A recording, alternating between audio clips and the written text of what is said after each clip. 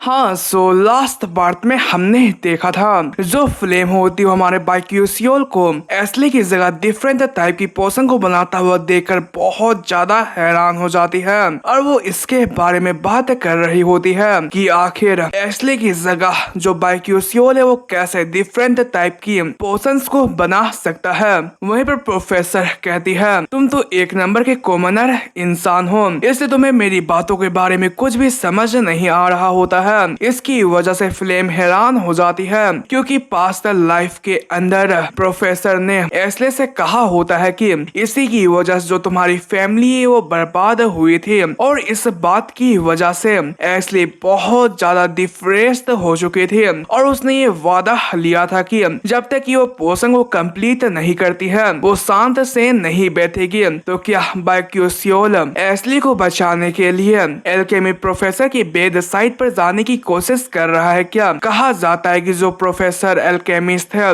उनके बुरे साइड पर जो कोई भी आता है उनके साथ बहुत ज्यादा बुरा होता है। उनके बहुत सारे क्लासेस के जो ग्रेड्स होते हैं वो कम हो जाते हैं क्योंकि जो एल्केमिस्ट प्रोफेसर है वो स्टेला अकेडमी के अंदर बहुत ज्यादा पहुंच रखती है। तो आखिर ये पर्सन एल्केमिस्ट प्रोफेसर का सामना क्यों कर रहा है? वहीं पर अपने आप को जवाब ना देता हुआ देखकर प्रोफेसर बहुत ज्यादा गुस्सा हो जाती है और वो हमारे बाइक्यूसियोल को अपने पेरेंट्स को बुलाने के लिए कहती है ताकि वो उसका दांत लगा सके। वहीं पर इस बाइक्यूसियोल बहुत ज्यादा परेशान हो जाता है क्योंकि उसने अनजाने में एल्केमिस्ट प्रोफेसर को अपना दुश्मन बना लिया होता है। वहीं पर वो आगे जवाब देता है कि मेरे पास पेरेंट्स नहीं है, लेकिन प्रोफेसर को इससे कोई घंटा फर्क नहीं पड़ता है और वो उसे सुनाना जारी रखती है। इसकी वजह से हमारा बाइक्यूसियोल ये डिसाइड करता है कि वो अगले दिन किमची पोशन और कोला पोशन बनाएगा। इसी का साथ ही सीन चेंज होता है, हमें एक हफ्ते के बाद का सीन दिखाया जाता है। अब भी जो प्रोफेसर होती है वो बाइक्यूसियोल के ऊपर भड़क रही होती है और वो उससे कह रही होती है कि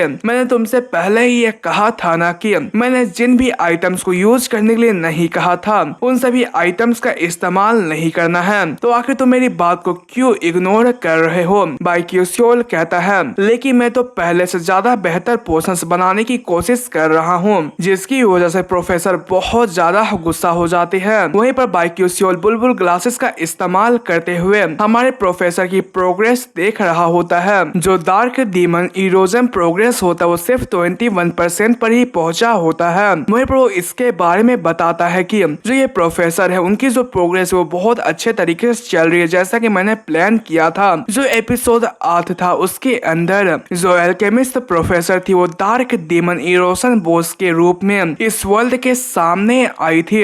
ये डीमन इसलिए बनी थी क्योंकि वो अपने डार्क इमोशंस पर काबू नहीं कर पाई थी, इसलिए वो डार्क डिमोनिफिकेशन की मदद से एक विलन बनकर उभरी थी। लेकिन ऐसा होने के लिए कुछ प्रोग्रेस की होना जरूरी है। अगर जो इसकी प्रोग्रेस है वो 90% पर पहुंच जाती है तो वो पूरे तरीके से डार्क डिमोनिक ह्यूमन बन जाएगी। लेकिन जब तक जो इसकी प्रोग्रेस वो 50% पर नहीं पहुंचती है ये पता लगाना नामुमकिन है कि ये एक डार्क डीमन है। जो प्रोफेसर की प्रोग्रेस वो 21% पर पहुंच चुकी है। जब जो इसकी प्रोग्रेस वो 50% पर पहुंच जाएगी तो मैं इसके बारे में जाकर डार्क डीमन असैसिनेशन स्क्वाड को जाकर बता दूंगा। वहीं पर वो आगे बताता है कि जब भी कोई इंसान डार्क डीमन इरोजन के अंदर चला जाता है तो वो उसके बाद वापस से इंसान नहीं बन सकता है। और साथ ही साथ जो अल्केमिस्ट प्रोफेसर है उसने खुद अपने मर्जी से डीमन के साथ कॉन्ट्रैक्ट बनाया है, इसलिए इसके अंदर जो डीमन सीड है उसे रिवर्स कर पाना नामुमकिन है। इसका एक ही उपाय है, इसके पूरे तरीके से मॉन्स्टर बनने से पहले इसका खात्मा करना पड़ेगा। जो एपिसोड 4 है वो जल्द ही स्टार्ट होने वाला है, इसलिए उससे पहले ही मुझे सारी की सारी तैयारियां स्टार्ट कर देनी चाहिए। अगर हम जल्द ही इसे रोकने में नाकामयाब हो जाते हैं तो इसका एक ही मतलब निकल कर आता है कि स्टेला अकेडमी के अंदर बहुत सारे लोगों को डार्क ह्यूमन बना देगी। वहीं पर प्रोफेसर कहती है कि तुम तो हमेशा से बहुत ज्यादा खड़ूस हो, इसलिए मैं तुम्हें ये बता देना चाहती हूँ कि तुम आने वाले अल्केमी सब्जेक्ट के अंदर मार्क्स मिलने के बारे में भूल ही जाओ। इसकी वजह से बाइक्यूसियल सोच रहा होता है कि ये ज्यादा बेहतर रहेगा क्योंकि मेरे कम मार्क आएंगे तो ज्यादा लोग मेरे ऊपर अटेंशन नहीं देंगे और इसकी वजह से मैं इजिली अपना काम कर सकता हूँ। लेकिन ये तो एक प्रैक्टिकल एग्जाम जो है वो तो एक ग्रुप प्रोजेक्ट के अंदर चेंज हो गया, इसलिए तो बहुत ज्यादा बुरी चीज है। वहीं पर जो हमारे हीरो के टीम मेंबर्स होते हैं वो बहुत ज्यादा उदास लग रहे होते हैं, इसलिए हमारा हीरो भी ये समझ जाता है कि जो यहाँ की सिचुएशन है वो इतनी अच्छी नहीं है, लेकिन फिर भी वो सभी से अपना इंट्रोडक्शन करवाता है। इस पर जो पहला पर्सन होता है वो कहता है कि मेरा नाम का साहुन है, दूसरा कहता है कि मेरा नाम माल ली वान है और तीसरी कहती है कि मेरा नाम एस्ले मॉल्फ है। वहीं पर जो दोनों पर्सन होते वो बहुत ज्यादा परेशान लग रहे होते हैं क्योंकि इन्हें ये अच्छे तरीके से पता होता है कि अब बाइक्यूसियल की वजह से जो इनकी ग्रुप है वो अब असेसमेंट एग्जाम के अंदर फेल होने वाली है। इसकी वजह से हमारे हीरो को सॉरी फील हो रहा होता है, लेकिन तभी जो एस्ले होती है वो बताती है कि तुम लोगों को गिव अप करने की कोई भी जरूरत नहीं है क्योंकि जो प्रैक्टिकल एग्जाम होता है वो 3 एल्केमिस्ट के द्वारा यहाँ पर लिया जाता है जो कि एल्केमी कैसल से बिलोंग करते हैं,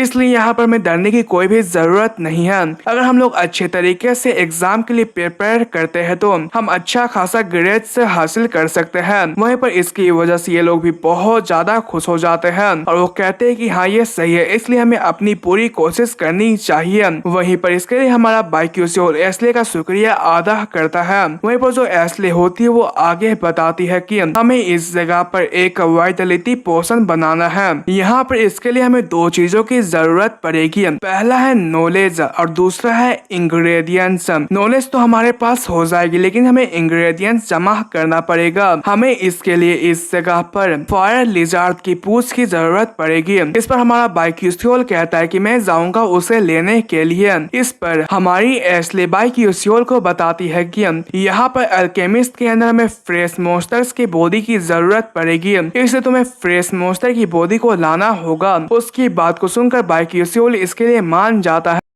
इसकी वजह से एस्ले कहती है कि ये बहुत ज्यादा कॉन्फिडेंट लग रहा है, इसलिए मैं इसके ऊपर यकीन कर सकती हूँ। सीन शिफ्ट होता है और हमें प्रोफेसर को दिखाया जाता है जो कि एक स्टूडेंट से कह रही होती है कि क्या तुम इस कागज को फर्स्ट ईयर के अल्केमी स्टूडेंट्स के हवाले कर सकते हो क्या, लेकिन तुम इस जगह पर टीम 12 को इस कागज को मत देना। उसकी बात को सुनकर वो स्टूडेंट इसके लिए मान जाता है। वहीं पर हमें बताया जाता है जो अल्केमी प्रैक्टिकल एग्जाम होता है वो अल्केमी कैसल के ऑफिशियल अल्केमिस्ट के सामने होता है। अगर वो इस जगह पर जरा से भी उनके सामने बकवासगिरी करने की कोशिश करता है तो वो इसके बाद से हमेशा के लिए अल्केमिस्ट के रास्ते पर चल नहीं सकता है। इसलिए बाइक्यूसियल तुम ये देखकर ये जान जाओगे कि आखिर एक प्रोफेशनल अल्केमिस्ट का सामना करने से तुम्हारा क्या नतीजा निकलता है। इसी के साथ ही सीन चेंज होता है और इस क्लास के ट्रेनिंग हॉल का सीन दिखाया जाता है। जो ये पर्सन होता है वो फ्लेम के पास जाकर उसे ये पेपर देते हुए कहता है कि